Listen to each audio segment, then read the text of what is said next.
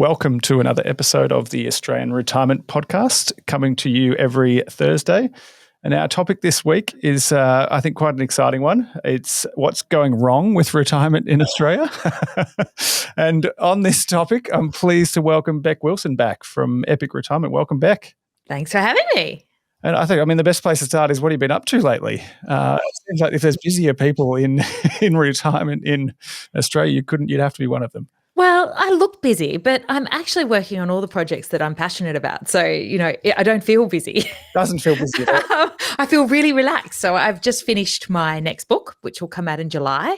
I'm doing the final edit in between meetings and fun, and it's called Prime Time. So that's for 47 to 65-year-olds to really bring the Bec Retirement message down a generation earlier. The people who are thinking about retiring but aren't really ready for the R word. Of course. I was just, filtering on Facebook earlier and just enjoying some more of the selfies coming through and the story. Oh, the Facebook group is phenomenal. And do you know, we have 12 volunteer moderators running that community. There's no promotion on it. It's all Bec Retirement stories, questions, and very honest peer-to-peer conversations about what retirement is all over the world now, with nearly 300,000 people. And it just feels so organic. It is organic. It's completely organic. There's nothing in it that's forced. The people are driving their own conversation about retirement. And for me, I'm excited that it's global. And I think that's massive, isn't it? That it's led me to work on an international version of the book is the cool thing. The editors are polishing that one up now too. More, and it can be the same Facebook. I guess that's the nature these days of when you're on, as soon as you're out there publicly on YouTube, on podcasts, you can be consumed from anywhere and you find your niche. Well, but then you have to, in retirement, you have to tailor to the systems of the retirement in those countries. So for us, the UK is probably the next one off the rank to explain the systems. But all the other lessons are the same. The 6 pillars of an Bec retirement don't really change. So it's just how the systems work, the pension system and the government retirement income system that you have to work with. Which is something we're going to go a bit deeper into this week. But do you want to remind us of the 6 pillars of retirement? And I've had a bee in my bonnet for a few weeks on something too. Not about you. Oh, I love that. But you might be the answer for me this week. Well, the 6 pillars of an Bec retirement are time and longevity, which is the first pillar, understanding how long you'll live, building your financial confidence. And there's 12 things that you need to do to be able to build your financial confidence up. And every time I'm rewriting the Bec retirement book for the end of the year at the moment, and I keep adding new ones. So, there's all these things you need to be confident about your money. Then there's your health, because you can't have an Bec retirement without your health. And we often get focused on the money, but really after we've got the money right, we realize, oh crap, we've been neglecting our bodies. Then you've got happiness and fulfillment, because when you take that work out of your life, what are you going to do? And then you have to think about travel, because every Australian wants to travel in their retirement, I think, or at least the ones that don't are few and far between. And then the final pillar is the hardest pillar to talk about, and that's your home as you age and setting the right expectations for how things will change. Yeah, of course. And it's I think that kind of links to this subject. I've had my bee in my bonnet for a little while now. So as people are seeing, we do a lot of content for YouTube, but we're embracing the conversation on retirement. I see you around the traps. Once you're in that algorithm. I think one of the big things is the comments that always come through about when you say that people are going to live for a certain amount of time, that if you reach something like 60 years of age, you get a 50% chance in a lot of cases to reach 95.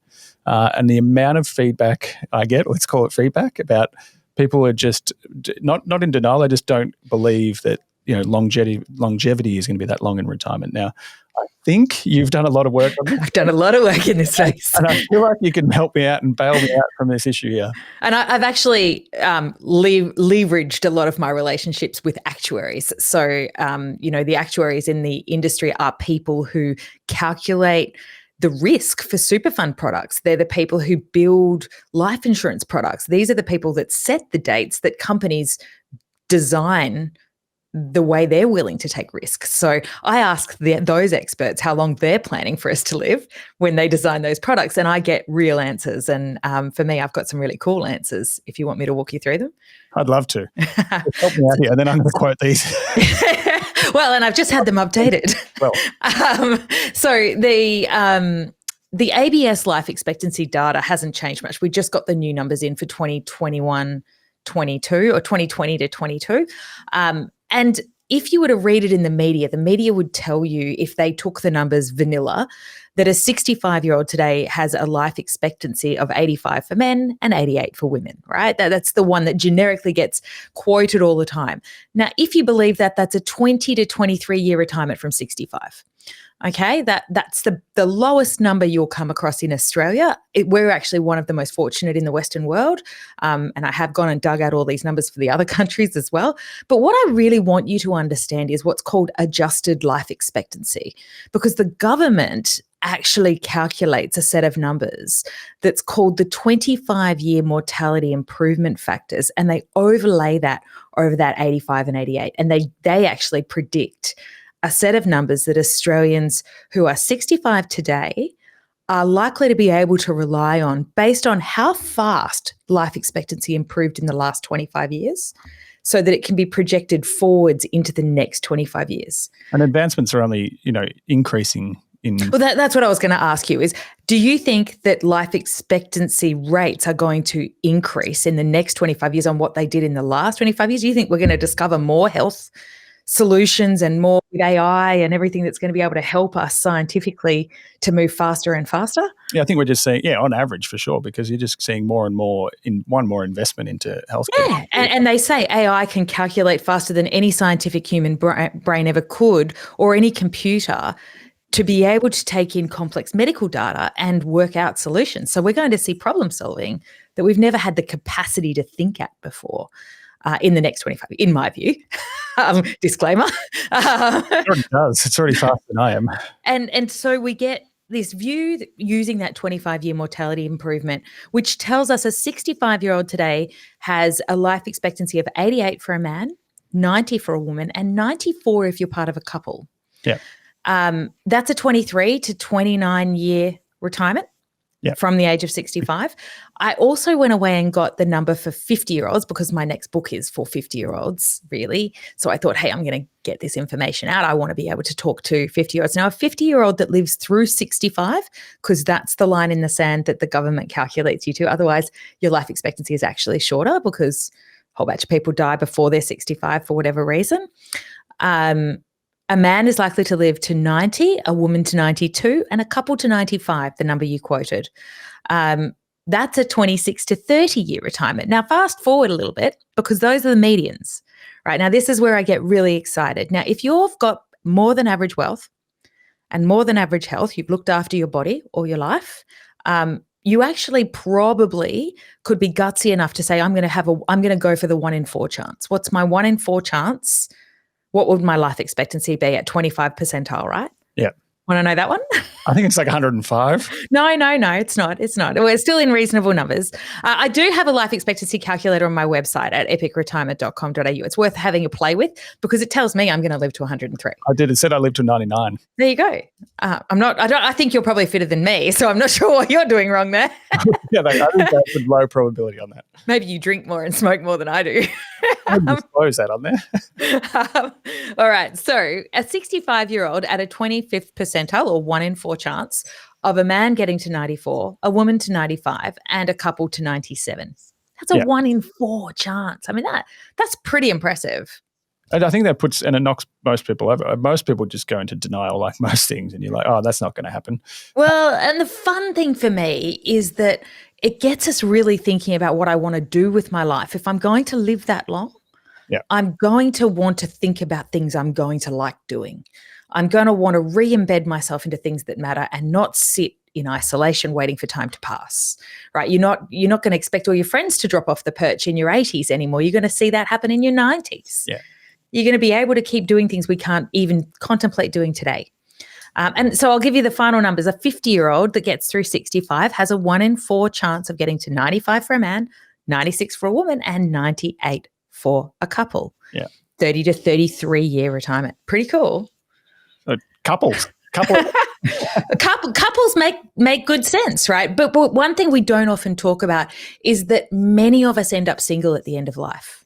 Yeah. Right. And when you look at these curves and this data, we don't like to think about that in life if we're married and been happy for years, but many people do end up there, and it's often the only time in life that people spend a significant amount of time alone.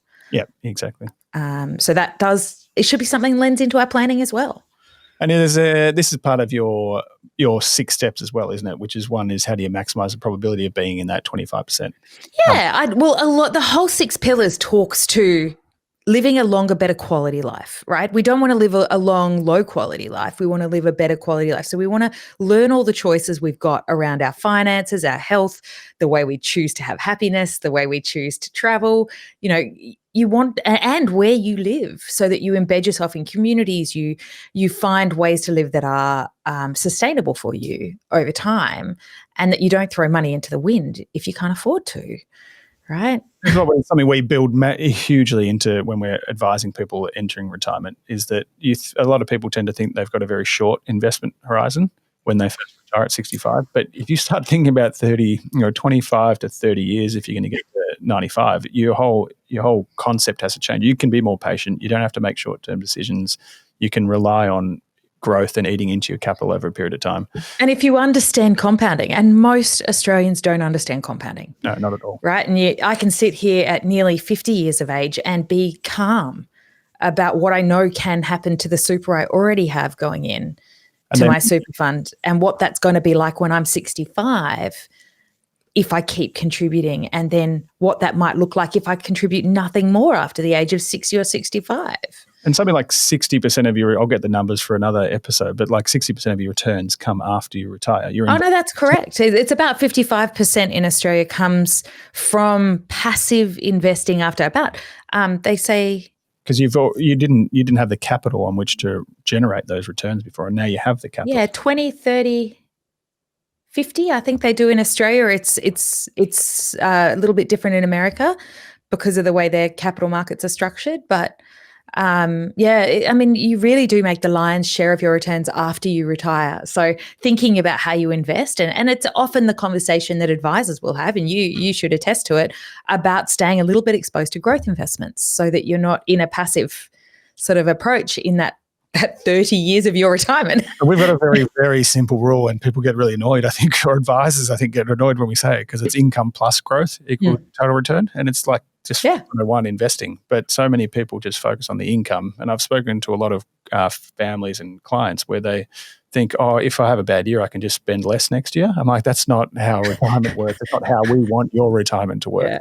But you need to be, particularly with the cost of living, inflation, all these, prices going up everywhere. It's so important, and with your retirement being so long, to both generate income from it, but also keep getting growth, eat into the growth. And that's we talked about that in our book, how your income changes from the first kind of 10, 15 years. You'll spend the income and the growth, and the next period you'll probably only spend the income, and then it'll start compounding again after that. Yeah.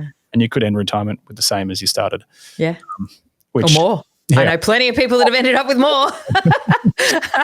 Grandkids waiting. And that's probably the perfect segue into the big topic. I'm being a little bit, hopefully not too clickbaity or anything at the moment, but this headline. So my editor put that headline on it. It was a cracker on the paper on the weekend, wasn't it? Exactly. And but it's so topical, and it seems to always come up, and it's something that we constantly talk about, whether it's on podcasts or with clients. But I'm going to ask you: is the government about to meddle in retirement again? So it depends which government we get, doesn't it? It depends on the time. I am not on the inside of this conversation. So, I can sit on the outside of it and watch the conversation. I know it's a real conversation because I've spoken to some people in the industry who've seen the paper.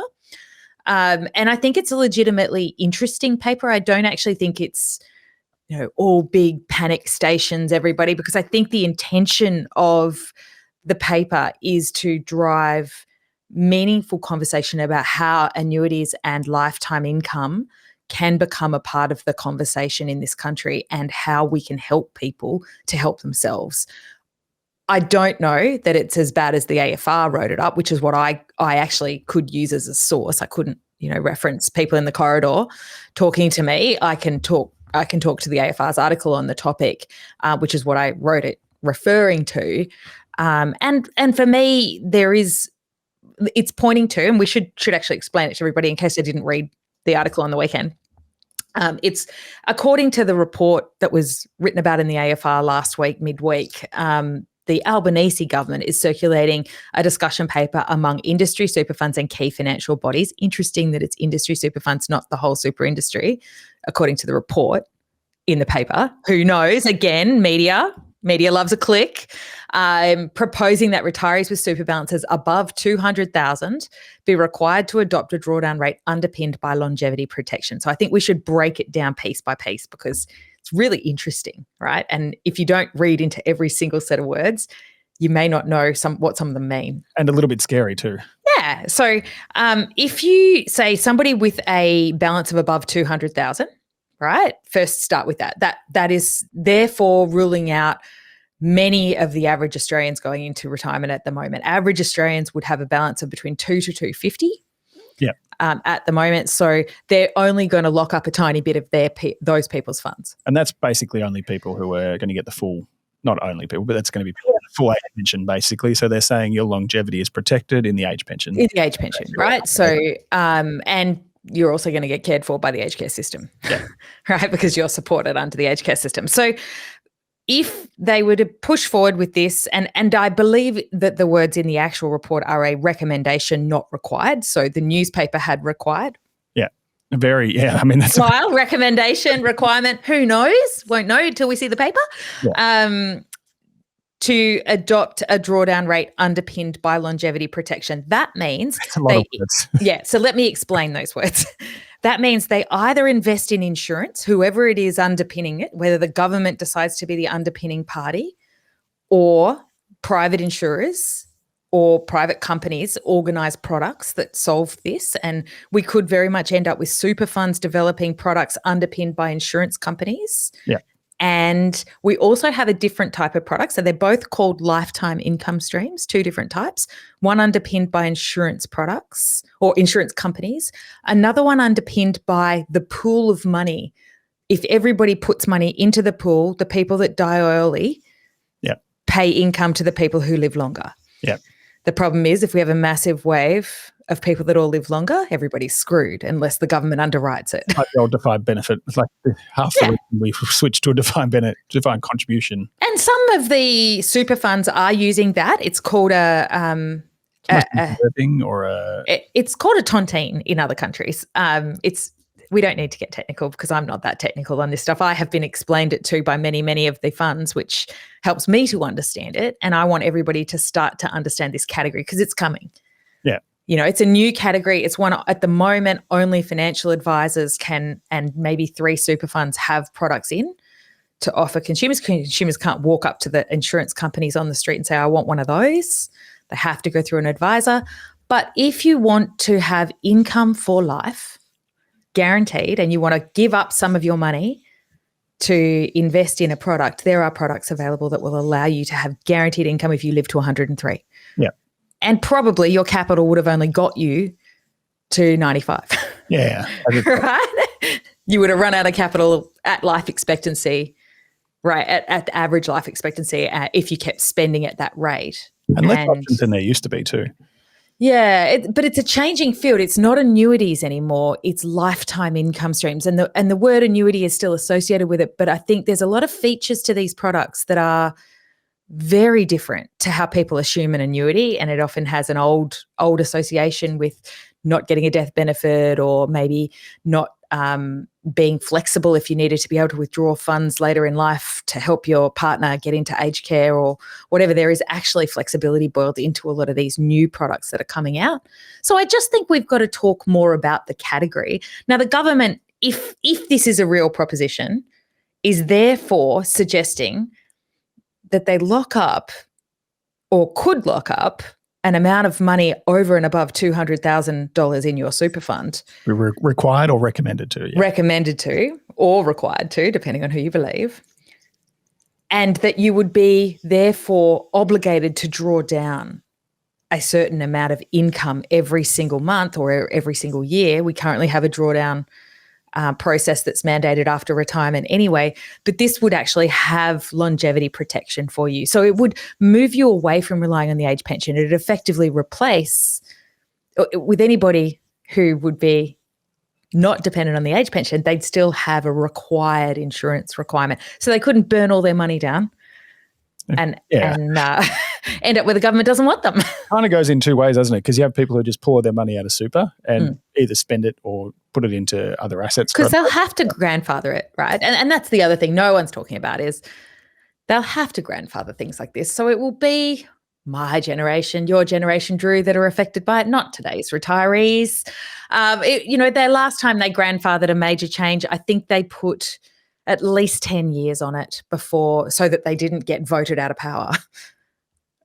Exactly, yeah, and we'll probably bring a lot of those back as well, aren't we? And you obviously have to give up something when we do this, don't we? You're giving up some level of growth or market linked or opportunity. Yeah. But I think that's the trade-off. If you get certainty, you give up maybe upside, but for a lot of people who aren't spending enough in retirement, I think there could be some argument. And in fact, on the bottom of my Sydney Morning Herald article was a whole heap of comments from people who I thought would be angry. Yeah. And in fact, they were like, do you know what? That sounds okay to me. And I'm like, wow, I thought everybody would be irate. Until it's saying that less than they currently are. I think but I don't mind this category. I think it's worth everybody having a second look at the category as it comes out into the market. Super funds are going here. Australian Super has put its flag in the ground and said it will have a product in market this year in this category. Now, that's a game changer. When the biggest super fund in the country says we're going to have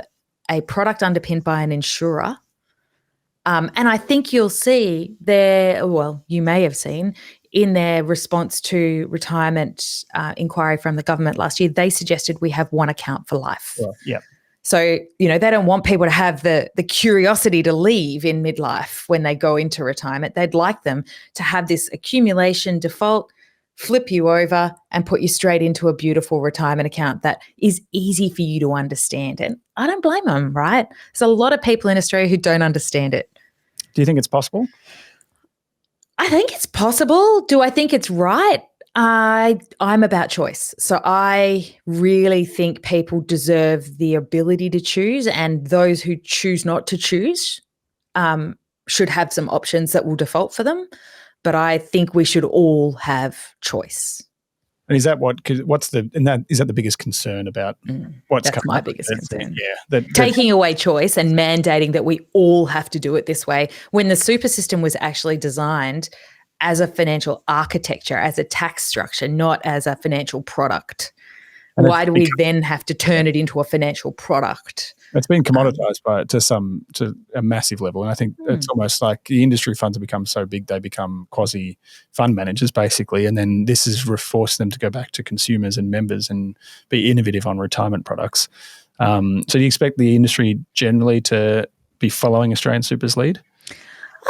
No, I don't. I think a lot of them are watching and waiting and watching for the big leaders. ART has one of these. They haven't taken it out to the consumer market at scale yet. Uni Super, I think, has one, and Australian Super will have one. We'll start to see the retail funds dabble in this space as well. I expect to see AMP go large in this space. They have a really close tie-up with their associated product North. And so I just expect we're going to see more oxygen, and then what we'll see is some funds will become about retirement. They will be good at retirement, and other funds will be focused on their member where they are. If they're a fund with a member with low balances on average in categories like maybe construction or care workers, or why do they need fancy products when in fact those consumers today are dependent on the age pension, and that is an annuity structure. That is a guarantee for life. So, they'll get there when their members get there. And I actually don't think that's a bad thing.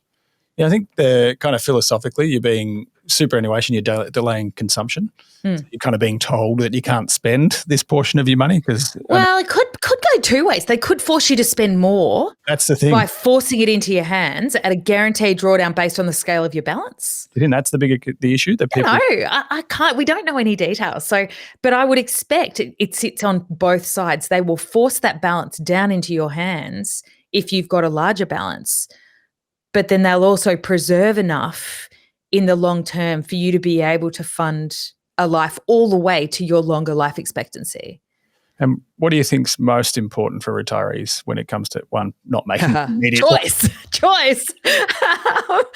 What does that mean, though? Does that mean being able to see your, like, having choice, that you can feel your investments, that you can know where it's invested? Look, I think personally the biggest, most important thing is financial confidence. You need to know how your money works. You need to know how the government's financial sources work as well. If you're going to ever need to be dependent on them, they can't change all the time. So if we're going to rely on these systems to underpin all of our passive income, the pension and superannuation, we have to have certainty. And if they keep moving it around on us, we're going to lose our confidence in governments and systems that underpin it. And with 50% of the population now over 50, it's scary. It's like 2.3 million people to retire over the next decade. That's 10% of the population. Yeah, it's amazing, isn't it? Stats from everywhere.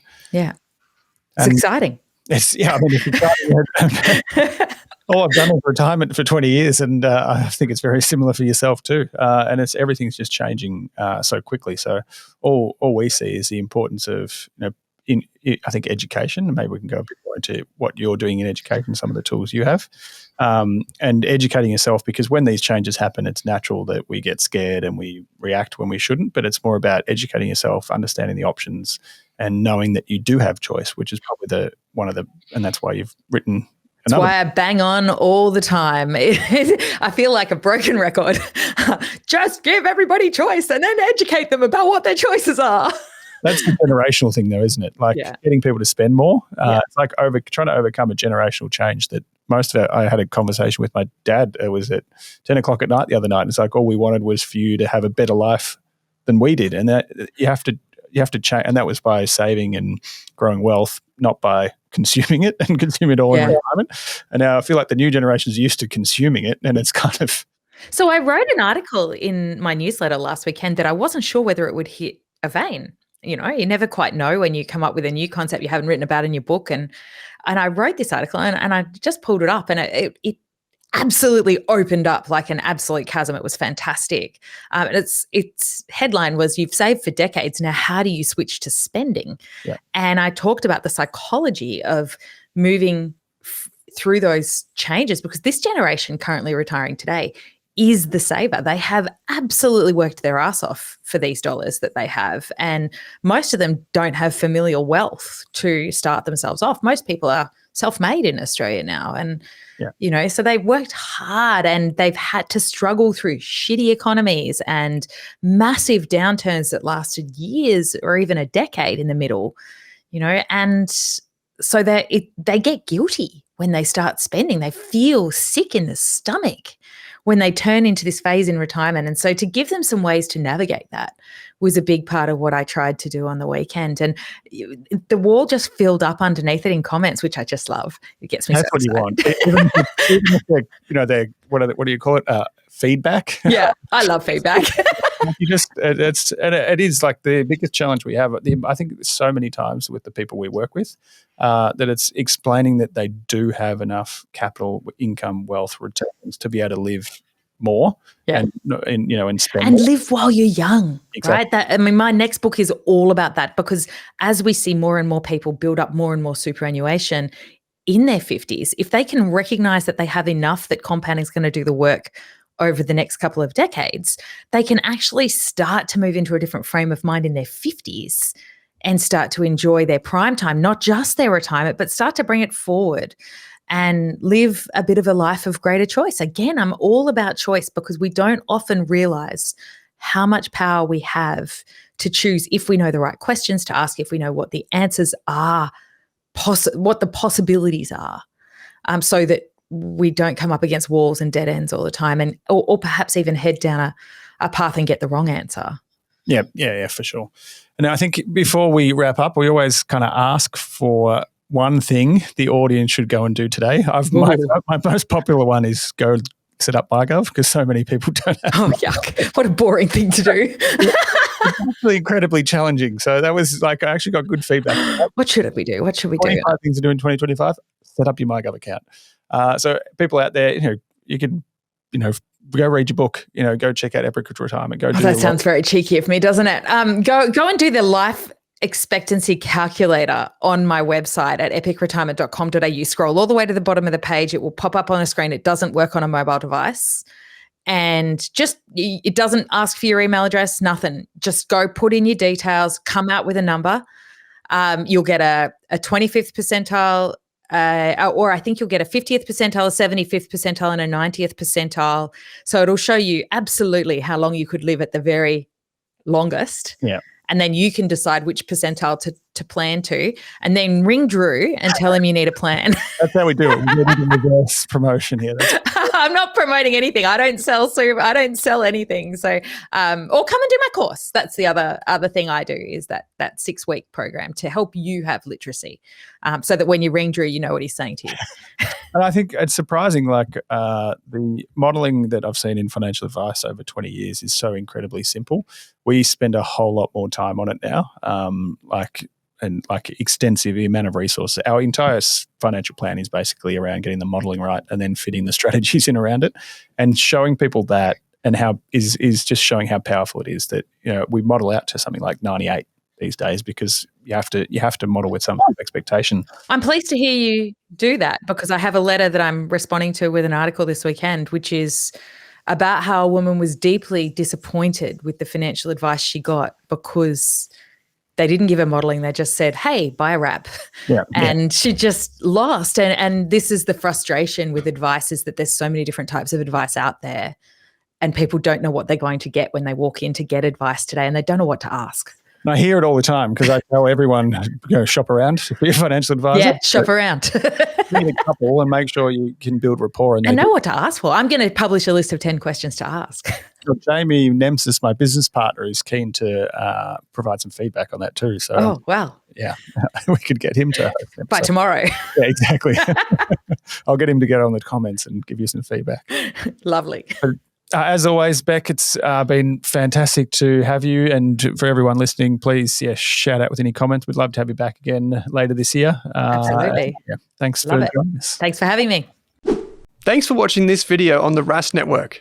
While you're here, don't forget to like and subscribe so you can get videos each and every day on business, finance, investing, and so much more.